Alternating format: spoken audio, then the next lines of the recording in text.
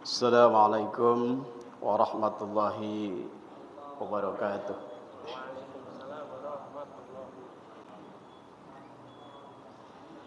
Alhamdulillahilladzi arsala rasulahu bil huda wa dinil haq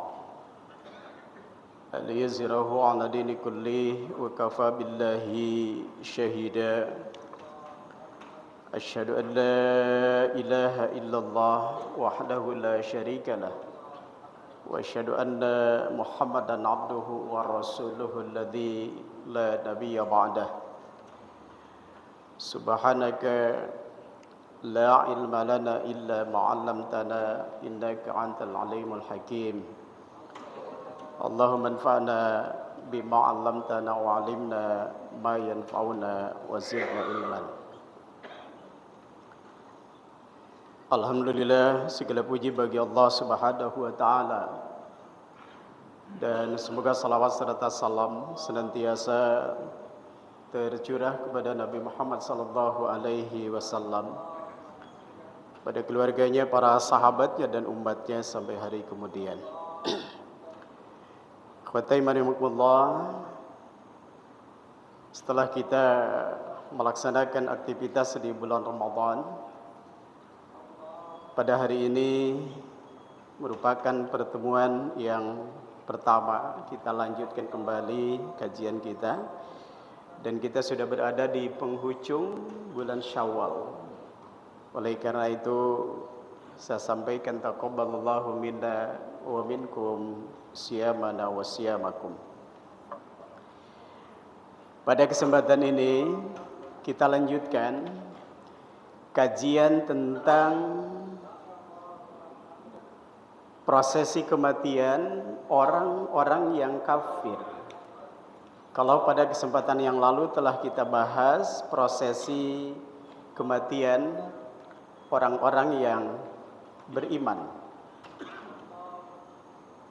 Ikhwati rahimakumullah, saya kutip hadis yang cukup panjang, dan hadis ini juga dinukil oleh Imam Ibnu Katsir dalam kitab tafsirnya, juz 2 halaman 214-215. Sebuah hadis yang cukup panjang. Kata Rasulullah sallallahu alaihi wasallam, wa innal abdal kafir, dan sungguhnya hamba yang kafir, idza kana fin qita'i minad dunya wa iqbali ilal akhirah, apabila berakhir dari kehidupan dunia dan kembali ke negeri akhirat. Ini menunjukkan bahwa seluruh umat manusia berakhir dari kehidupan dunia ini pasti semuanya menuju ke negeri akhirat. Kata Rasulullah sallallahu alaihi wasallam, nazala ilaihi malaikatun minas sama sawadul wujuh ma'ahumul masuh. Ketika orang-orang yang kafir akan diambil ruhnya, dipisahkan antara jasad jiwa dan ruhnya, itulah prosesi kematian. Maka nazala ilaihi malaikatun minas sama, maka malaikat, terutama malakal maut, itu turun dari langit. Sawadul wujuh, dengan wajah yang hitam. Dalam keterangan yang lain juga mengenakan pakaian yang hitam.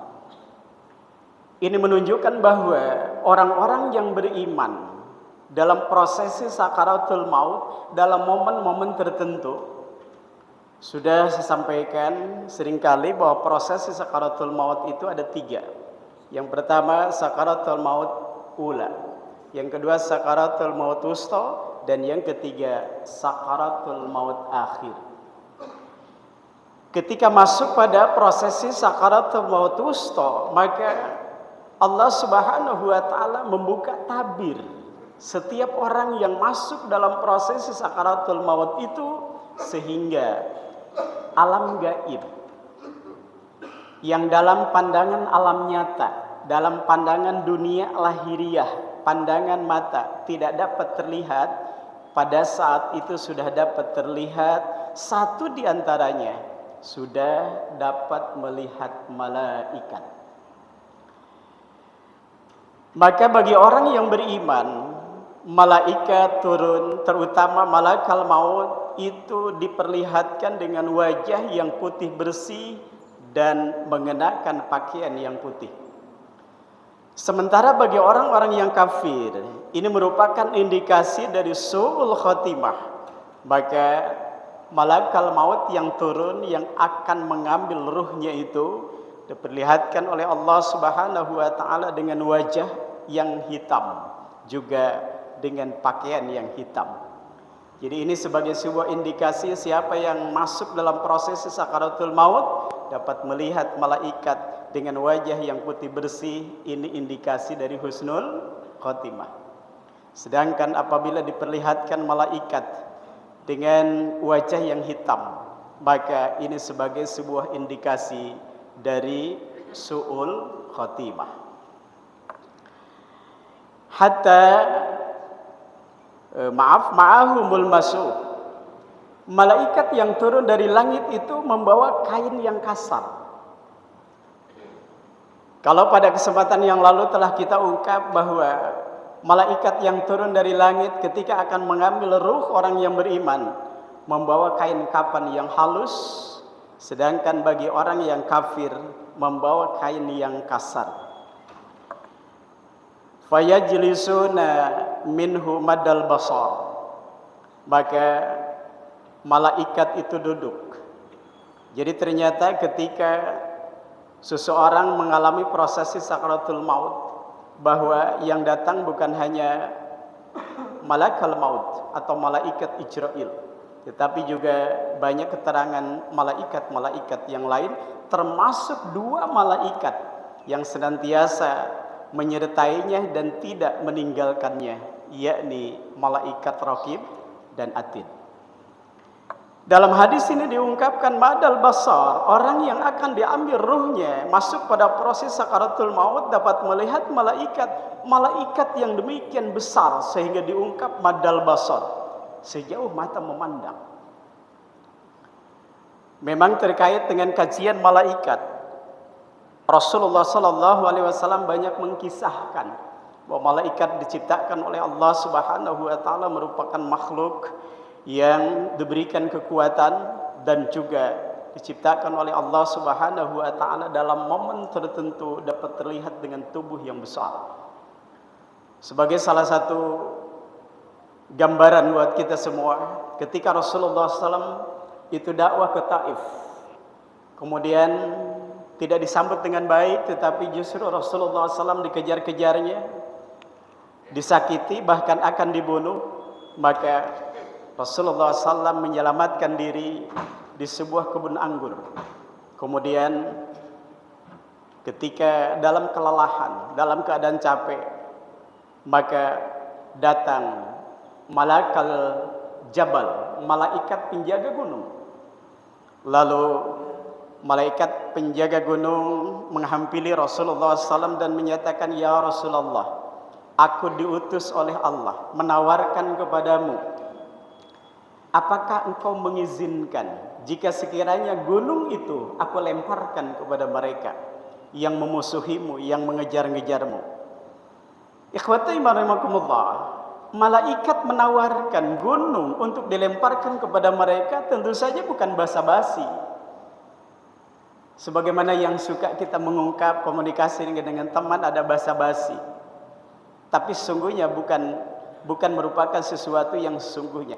Tetapi malakal jabal, malaikat penjaga gunung menawarkan untuk gunung itu dilemparkan kepada mereka, menunjukkan malaikat itu diberikan kekuatan oleh Allah Subhanahu wa taala. Ketika diberikan kekuatan untuk melemparkan gunung, tentu saja Allah Subhanahu wa taala memberikan kekuatan dan juga logika duniawinya bisa berwujud dengan tubuh yang demikian besar.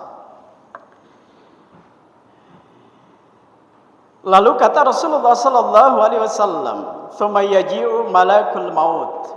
Kemudian yang terakhir datanglah malakal maut hatta yajlisa inda ra'si, sehingga malaikat itu duduk di arah kepalanya. Maka oleh karena itu setiap di antara kita punya pengalaman bagaimana prosesi orang yang mengalami sakaratul maut secara wajar. Maksud saya bukan karena musibah tiba-tiba dan sebagainya. Maka mulai proses di mana organ tubuhnya ada indikasi tidak berfungsi, mulai dari kaki. Kakinya dingin terus naik ke atas sampai kemudian napas berada di tenggorokan, sehingga ada gejala yang dapat kita lihat, napas mulai tersengal-sengal. Dalam proses sakaratul maut itu masuk kepada prosesi sakaratul maut yang kedua. Maka proses selanjutnya malaikat maut atau malaikat Ijrail mencabut nyawa. Ada keterangan yang menjelaskan bahwa nyawa seorang hamba ketika diambil itu melalui ubun-ubunnya. Suatu ketika Abu Salamah meninggal dalam keadaan matanya terbuka. Kemudian Rasulullah SAW menjenguknya, bertakziah, dan Rasulullah SAW menutupnya dengan berdoa, Allahumma gfir li Abi Salamah, dan seterusnya. Lalu ada sahabat yang bertanya, ya Rasulullah, kenapa seorang hamba ketika meninggal ada yang matanya terbuka? Kata Rasulullah SAW, ketahuilah bahwa ketika prosesi ruhnya diambil oleh malaikat, maka pandangan matanya menyertai ruhnya yang pergi itu. Jadi salah satu dari keterangan Rasulullah SAW, apabila seseorang meninggal dengan mata yang terbuka, memandang ruhnya yang diambil oleh malaikat. Jadi oleh karena itu kita dapat menempatkan dalam pandangan Islam, sehingga jangan sampai dikaitkan dengan hal-hal yang maaf ya, jauh dari nilai-nilai ajaran Islam. Khawati marimakumullah. Yang selanjutnya kata Rasulullah sallallahu alaihi wasallam, yaqul, fayaqul, maka malaikat maut yang akan mengambil ruhnya orang yang kafir itu menyapa dengan sapaan yang kasar. Ya ayyatuhan nafsul khabithah, wahai jiwa yang kotor, wahai jiwa yang busuk. Bahasa kasarnya, wahai jiwa yang durjana. Ukhruji ila sukhtin minallahi wa ghadab. Keluarlah engkau untuk mendapatkan sukhtin, kebencian dan kemurkaan dari Allah Subhanahu wa taala. Sementara bagi orang yang beriman, keluarlah wahai jiwa, ruh yang dengan jiwa yang tenang, jiwa yang baik, untuk mendapatkan ampunan dan ridha Allah. Sementara bagi orang yang kafir, keluarlah engkau untuk mendapatkan kemurkaan dan kebencian Allah Subhanahu wa taala. Qala, kemudian Rasulullah SAW bersabda, fatafarraqa fi jasadihi fayantazi'ha kama yantazi'us sufud minas sufufil balul. Maka ketika mendapat ungkapan dari malaikat, wahai keluar jiwa yang kotor, jiwa yang pendosa, jiwa yang durjana, maka ruhnya tidak mau keluar. Maka Rasulullah SAW menjelaskan bahwa ruhnya itu ditarik oleh malaikat dengan paksa, seperti ditariknya besi yang berduri dari kain yang basah. Maka pada saat kita mengkaji ayat-ayat Al-Quran, misalkan وَالنَّازِعَاتِ غَرْقًا وَالنَّاشِطَاتِ نَشْطًا, ada prosesi kematian dengan penuh kelembutan malaikat untuk mengambilnya, tetapi juga ada prosesi kematian bagi orang-orang tertentu di mana akan dicabut ruhnya dengan paksa. Ikhwati rahimakumullah, yang selanjutnya kata Rasulullah SAW, fayakhudhuha fa idza akhadaha lam yad'uha fi yadihi fi tarf yadihi tarfatu ainin hatta yaj'aluha fi tilkal masuh. Kemudian setelah keluar, maka diambillah dengan cepat oleh malaikat, lalu ruhnya itu diletakkan di kain yang kasar itu. Maka kata Rasulullah SAW, wa yakhruju minha ka'antana rihun jifun wajadat ala wajhil ardi. Maka ruhnya itu keluar bau seperti bau busuknya bangkai yang ditemukan di muka bumi. Jadi menurut hadis Rasulullah SAW bahwa orang yang kafir ruhnya itu bau busuk, sedangkan ruh orang yang beriman harum. Lalu kata Rasulullah SAW, fayas'adu biha fala yamurru biha ala mala'i minal malaikah illa qalu ma hadhihi ruhul khabithah fayaquluna fulan bin fulan.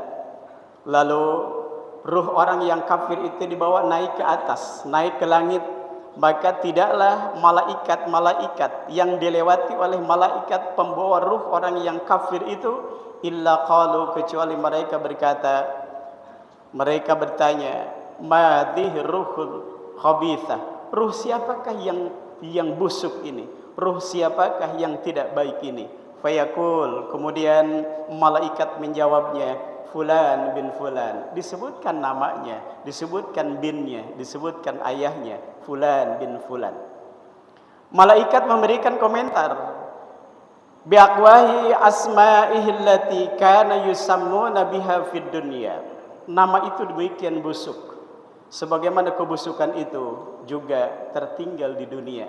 Ini yang sering diungkapkan bahwa orang baik meninggalkan jejak yang baik, sementara orang yang tidak baik meninggalkan jejak yang tidak baik. Harimau mati meninggalkan belang, gajah mati meninggalkan gading. Orang baik meninggalkan pesan yang baik, sementara orang yang buruk meninggalkan jejak yang buruk. Lalu kata Rasulullah sallallahu alaihi wasallam, fayastatihu fala yaftahu lahu. Malaikat-malaikat yang membawa ruh orang yang kafir itu meminta agar dibukakan pintu langit yang pertama itu. Maka malaikat yang menjaga pintu langit yang pertama mohon izin kepada Allah untuk dibukakan pintu langit, maka Allah tidak mengizinkannya. Lalu Rasulullah sallallahu alaihi wasallam membaca surat Al-A'raf ayat yang ke-40 dan ke-41. Allah Subhanahu wa taala berfirman, innal ladzina kadzdzabu biayatina wastakbaru anha la tufattahu lahum abwabus sama.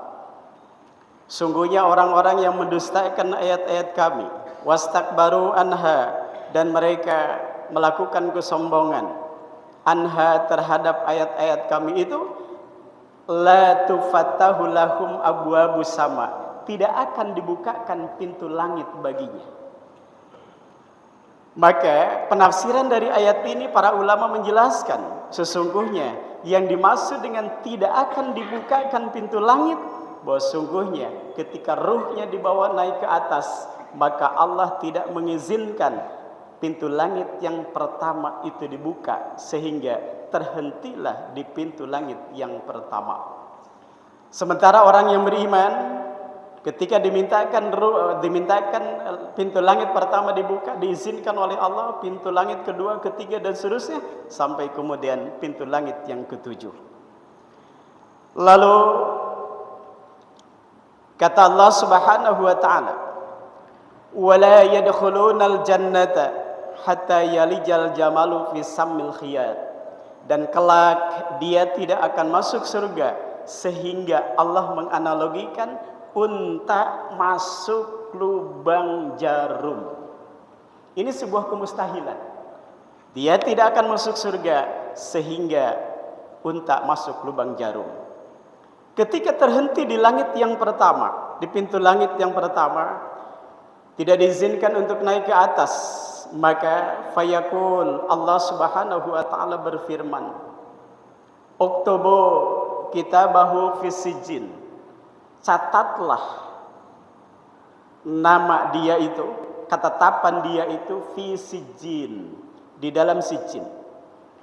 Penafsiran yang pertama, Al-Imam Ibnu Katsir menjelaskan yang dimaksud dengan fi sijjin adalah fil ardi supla, yakni dibenamkan ke dasar tanah. Lalu Allah Subhanahu wa taala menjelaskan di dalam surah Al-Mutaffifin, kalla inna kitabal fujjari lafi sijjin wa ma adraka masijjin kitabum markum wa ilu yawma idzil lil mukadzibin. Yang dimaksud dengan sijjin di dalam ayat ini adalah asal kata dari sijnun, artinya penjara. Tetapi juga ada yang menjelaskan bahwa yang dimaksud dengan sijnun di sini adalah Allah Subhanahu wa taala telah menetapkan orang-orang yang durhaka calon penghuni neraka itu, yakni di file calon-calon neraka. Sementara orang-orang yang beriman ditetapkan namanya disimpan di file calon orang-orang yang akan masuk surga kelak. Ikhwati rahimakumullah. Yang selanjutnya kata Rasulullah SAW, Allah Subhanahu wa taala menjelaskan fatu'adu ruh fi jasadi. Kemudian ruhnya itu dipertemukan kembali dengan jasadnya. Tentu saja ketika ruh dipertemukan dengan jasadnya ini dalam dimensi kehidupan yang masuk kepada ranah imaniyah. Sebab menurut logika manusia, pada saat ruh dikembalikan lagi ke jasad, sementara berada dalam suatu dimensi kehidupan, di situ membutuhkan unsur-unsur kehidupan, perlu oksigen dan sebagainya. Maka tidak ada sebuah kehidupan. Seseorang tidak akan bisa hidup tanpa oksigen. Orang masuk di lubang kubur, ditutup, maka unsur yang terpenuhinya, bisa napas dan sebagainya, itu tidak terpenuhi. Tentu saja hidup dalam dimensi di luar logika akal manusia, di luar dimensi kehidupan dunia.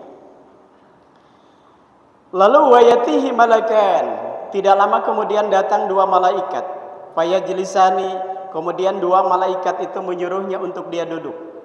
Fayakulani lahu, lalu bertanya. Pertanyaan yang pertama, man rabbuka? Siapa Tuhanmu? Maka hamba yang kafir itu menyatakan la adri, aku tidak tahu. Karena persoalannya kaitan dengan nilai imaniyah, nilai Tuhan, bukan kognitif, bukan hafalan, tetapi menyatunya tiga unsur. Unsur iman, unsur amal, dan juga unsur ilmu. Ketika orang punya ilmu, memiliki amal dari ilmu itu, kemudian direfleksikan di dalam kehidupan, itulah nanti yang akan menjadi sebuah kekuatan dapat menjawab pertanyaan dari malaikat. Lalu fayakulani, kemudian dua malaikat itu bertanya lagi, madinuk, apa agamamu? Fayakul, hamba itu menjawab, la adri, aku tidak tahu. Lalu fayakulani lahu, lalu bertanya lagi kedua malaikat itu, ma hadzal rajul alladzi ba'atsa fikum? Bagaimana dengan seorang laki-laki yang Allah utus kepadamu? Orang yang beriman menjawab, huwa Muhammad Rasulullah sallallahu alaihi wasallam. Sedangkan orang yang kafir menyatakan, la adri, aku tidak tahu. Fayaqul, kemudian dia berkata, la adri. Fayunadi munadi minas sama. Kemudian Allah Subhanahu wa taala memanggil dari langit, an kadzaba abdi, dusta hambaku itu. Karena sungguhnya setiap manusia telah diajarkan oleh Allah tentang Tuhannya, tentang nabinya, tetapi persoalannya kemudian menjadi kufur. Itu adalah persoalan-persoalan dominasi hawa nafsu, kemudian juga pengaruh budaya, pengaruh di mana seorang itu dibesarkan dan sebagainya. Lalu kata Allah Subhanahu wa taala, fa'abrishuhu minan nar, maka berikan kepadanya tempat tidur dari neraka. Waftahu lahu baban ilan nar, dan bukakanlah Di alam kubur itu sebuah pintu yang dapat melihat neraka. Fayatihi min harriha wa samumiha, maka hembuskanlah panasnya dari neraka itu.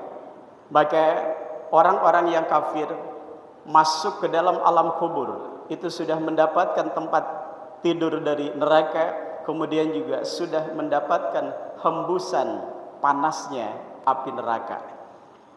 Imam Al-Bukhari menjelaskan bahwa siapa yang diperlihatkan di pagi hari neraka dan di sore hari neraka, maka ketahuilah dia adalah calon penghuni neraka. Siapa yang di alam kubur diperlihatkan pagi hari surga dan sore hari surga, maka ketahuilah dia sungguhnya calon penghuni surga. Khawatir rahimakumullah. Lalu kata Rasulullah sallallahu alaihi wasallam, wa yadiku alaihi qabarahu hatta takhtalifa fihi aglah. Maka dihimpitnya hamba tersebut di alam kubur sehingga dia merasa bagaimana tulang belulangnya patah karena himpitan bumi itu. Wa yatihi rajulun qabihul wajhi, kemudian datanglah seseorang dengan wajah yang jelek. Qabihul thiyab, dengan pakaian yang jelek. Mantanur rih, dengan bau yang busuk.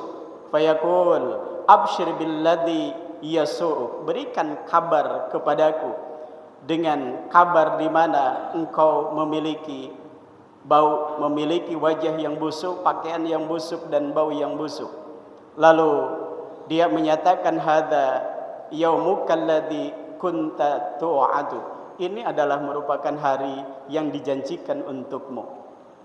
Lalu fayaqulu, hamba tersebut menjawab, man anta, man anta wa wajhukal wajhi yaji'u bisyar, siapakah engkau dengan wajah yang datang dengan penuh keburukan. Fayaqul, lalu dia menyatakan, ana amalukal khabith, aku adalah amal burukmu. Jadi orang-orang yang kafir nanti di alam kubur akan didatangi oleh sesosok makhluk yang jelek, dengan pakaian yang jelek, dengan bau yang busuk. Dan ketika ditanya, siapa engkau? Aku adalah amal burukmu. Dan itulah nanti yang akan menemaninya di alam kubur. Sementara orang-orang yang beriman akan datang dengan wujud makhluk yang baik, yang cakep, pakaian yang baik, dan juga dengan aroma yang harum. Ketika ditanya, siapa engkau? Aku adalah amal baikmu.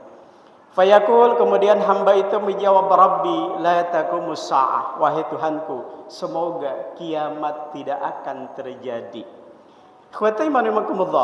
Ini merupakan gambaran yang dijelaskan oleh Rasulullah sallallahu alaihi wasallam bagaimana prosesi kematian orang-orang yang kafir dengan kondisi yang demikian menyedihkan. Tentu saja berkaitan dengan dimensi alam, prosesi kematian itu masuk kepada dimensi alam imaniyah, maka tentu saja kita mendapatkan informasi bukan sebuah pengalaman dari seseorang, bukan karena nalar manusia untuk dapat menjelajah wilayah itu, tetapi merupakan informasi yang kita yakini dari Allah Subhanahu wa taala dan Rasulnya. Khawati marimakumullah, masih ada alokasi waktu, barangkali ada yang mau menanyakan atau juga menambahkan, memperkaya ya buat kita semua. Karena persoalan kematian dengan segala sesuatunya itu merupakan sesuatu yang pasti akan dialami oleh setiap di antara kita. Monggo silakan. Assalamualaikum warahmatullahi wabarakatuh. Waalaikumsalam warahmatullahi wabarakatuh. Sebelumnya terima kasih, saya Rahmat Terima Ya. Berkaitan dengan ruh, oke. Siap. Apakah orang yang mati suri itu ruhnya posisinya ada di mana? Ya. Sementara dia sudah banyak cerita ada sudah mati Ya. 45 jam, dia sudah melihat alam surga atau alam neraka, dia sempat menceritakan kepada orang yang hidup. Nah itu posisi orang yang mati suri itu gimana supaya? Siap. Jazakallah khairan. Assalamualaikum warahmatullahi wabarakatuh. Ikhwati rahimakumullah. Berbagai peristiwa yang masuk kepada dimensi mati suri, dan kita sering mendengar atau juga mungkin ada tetangga dan sebagainya yang mengalami peristiwa itu. Ya. Yang ditanyakan adalah pada saat dalam keadaan mati suri, ruhnya ada di mana gitu ya. Ikhwati rahimakumullah.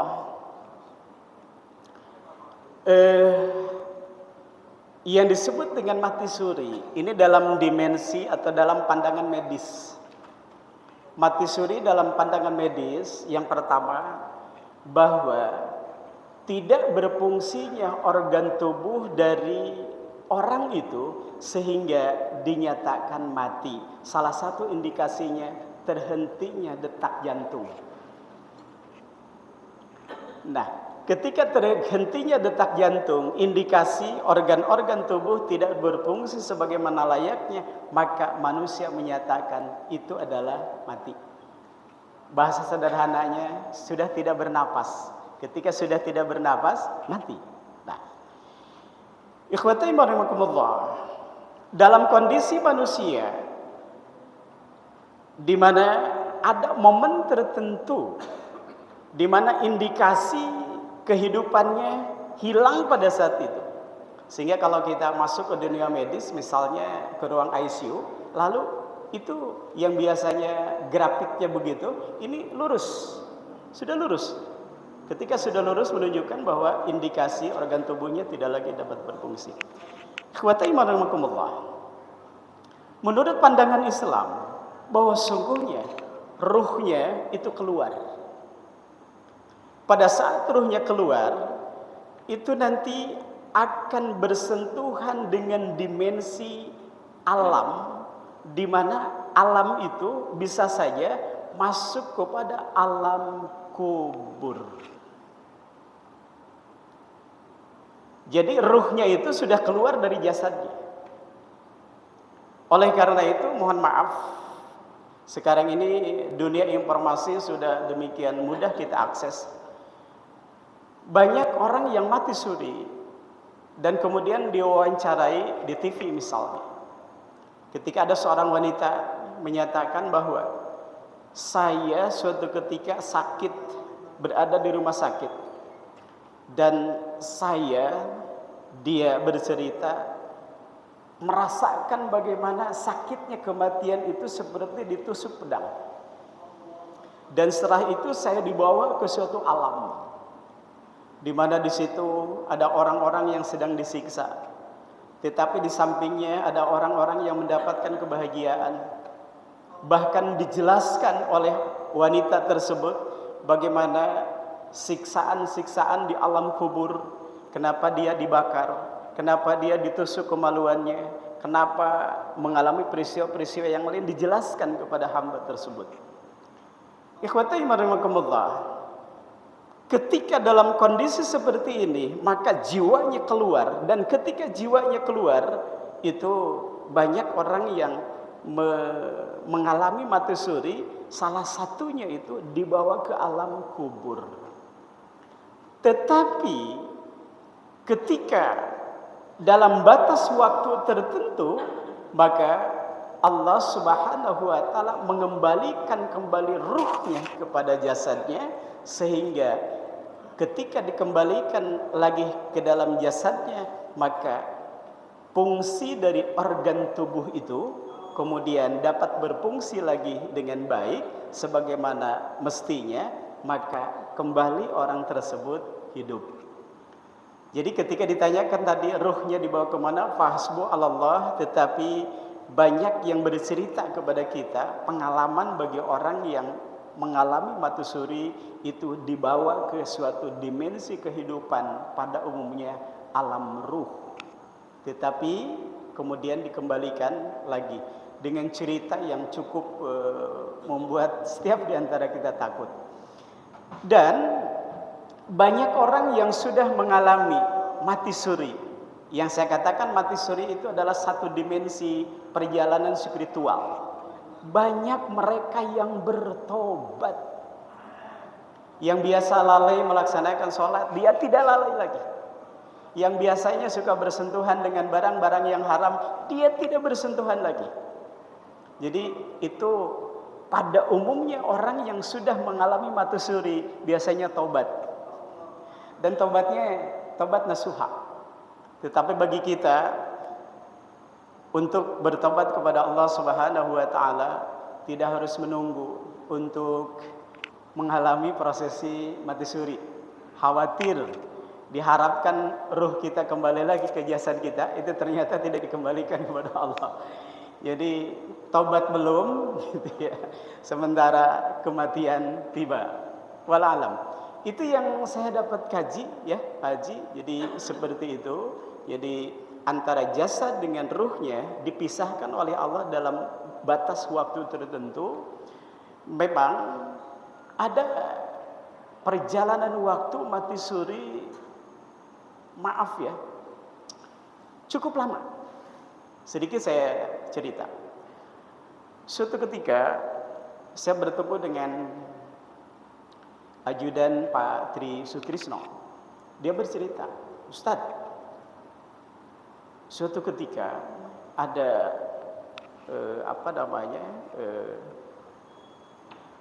seorang polisi, dan polisi cukup besar, cukup tinggi jabatannya. Ketika melaksanakan tugas, itu mobilnya terbalik, kecelakaan. Kemudian ketika sudah mendapatkan pertolongan, dinyatakan beliau sudah meninggal di tempat. Dan kemudian dibawa pakai helikopter, lalu sampai di rumah sakit. Ketika sampai di rumah sakit juga didiagnosa oleh dokter itu sudah tidak ada tanda-tanda kehidupan dan dinyatakan mati. Oleh karena itu dimasukkan ke kamar mayat. Kebetulan peristiwa beliau terjadi itu jauh dari rumahnya. Jadi rumahnya ada di kota yang lain. Sementara dia bertugas kebetulan di kota yang lain pula. Maka lewat perjalanan waktu, istrinya yang ada di kota yang lain itu akhirnya mendatangi suaminya yang ketika didatangi itu sudah berada di kamar mayat. Tentu saja proses perjalanan waktu yang cukup lama. Tetapi dilalahnya ketika istrinya menangis memandang suaminya yang sudah menjadi mayat, itu tiba-tiba jempol kakinya bergerak. Jadi beliau cerita jempol kakinya bergerak. Tetapi ketika jempol kakinya bergerak, istrinya bukan mengucapkan alhamdulillah, tetapi justru dia lari ketakutan. Dan si Pak Haji itu bercerita, kebetulan saya kenal baik dengan beliau, bahwa ternyata setelah itu hidup kembali dalam proses perjalanan waktu bertahun-tahun. Jadi oleh karena itu prosesi mati suri bisa karena musibah, ya, kecelakaan, atau juga sakit yang diderita itu wasilahnya. Tetapi dalam perjalanan spiritual oleh Allah diperlihatkan alam gaib sebelum kematian sesungguhnya datang kepadanya. Begitu Pak Haji? Ya. Masih ada barangkali? Ini kaitan dengan fenomena kematian? Banyak sekali kalau kita mau bedah kaitan dengan fenomena kematian itu. Fenomena ruh, fenomena jiwa, fenomena jasad, kemudian dan lain sebagainya. Masih ada sedikit? Allah kasih waktu. Ya. Pak Haji, ada? Kalau ada dipersilakan. Oke. Siap. Assalamualaikum warahmatullahi wabarakatuh. Berkaitan dengan kematian. Ya. Apakah kita sebagai muslim ketika meninggal dunia sudah mendapatkan syafaat ketika di alam kubur? Pertanyaannya, kalau kita dapat syafaat dari siapakah yang kita dapatkan? Ya. Apakah dari Allah Subhanahu wa taala atau dari Rasulullah SAW? Ya. Terima kasih Pak Kiai. Ya. Assalamualaikum warahmatullahi wabarakatuh. Ya. Terima kasih. Wa tayyibarakumullah. Ketika seseorang masuk kepada prosesi kematian yang disebut dengan sakaratul maut, maka orang di situ akan mendapatkan proses selanjutnya sesuai dengan iman dan amal soleh. Yang pertama kaitan dengan peran syafaat. Apa yang dimaksud dengan syafaat? Syafaat secara umum adalah pertolongan. Maka bagi orang-orang yang beriman, ketika mengalami proses sakaratul maut, kemudian masuk di alam kubur atau alam barzah dan seterusnya, maka syafaat yang pertama Allah akan berikan kepada hamba itu terkait dengan amal solehnya. Dengan amal soleh. Sehingga seseorang yang mengalami proses sakaratul maut ketika masa hidupnya adalah beriman, sehingga mudah diberikan kemudahan oleh Allah untuk mengucapkan 2 kalimat syahadat. Kemudian yang berikutnya, ketika masuk ke alam kubur, maka amal solehnya akan menemani, salatnya akan menemani, pahala zakatnya akan menemani, pahala salatnya, dan juga pahala ibadah-ibadah yang lain. Ini adalah bagian dari bentuk syafaat. Kemudian yang berikutnya, masuk kepada prosesi kebangkitan dari alam kubur, dan juga masuk nanti dalam prosesi hisab. Nanti di situ ada 2 syafaat. Yang pertama, pertolongan mutlak dari Allah Subhanahu wa taala kepada hambanya karena iman dan amal salehnya, sehingga nanti ada yang diampuni oleh Allah Subhanahu wa taala dosa-dosanya. Ini bagian dari syafaat dari Allah Subhanahu wa taala. Kemudian yang kedua adalah syafaat dari Rasulullah sallallahu alaihi wasallam. Setiap orang menginginkan syafaat, tetapi tidak semua orang terpenuhi untuk mendapatkan syafaat. Rasulullah sallallahu alaihi wasallam menjelaskan bahwa sungguhnya orang yang akan terpenuhi mendapatkan syafaat yang pertama adalah umatku yang terganjal dengan dosa, sehingga belum bisa masuk surga karena terganjal dengan dosa, terhalang dengan dosa. Maka di sini pertolongan yang dibutuhkan adalah syafaat. Ketika Rasulullah sallallahu alaihi wasallam menemui umatnya calon penghuni surga, lalu terganjal karena ada dosa, ternyata yang mengganjalnya bukan dosa syirik, bukan dosa menyekutukan Allah. Maka inilah umat Nabi Muhammad yang memenuhi syarat untuk mendapatkan syafaat. Kemudian yang kedua diantaranya adalah orang yang ketika mendengar seseorang itu azan, kemudian dia membaca sebagaimana yang dikatakan oleh muadzin. Ketika muadzin menyatakan Allahu Akbar, Allahu Akbar, terucap dalam lisannya Allahu Akbar. Ketika muadzin menyatakan hayya 'alas shalah, hayya 'alal falah, dia menyatakan la haula wala quwwata illa billah.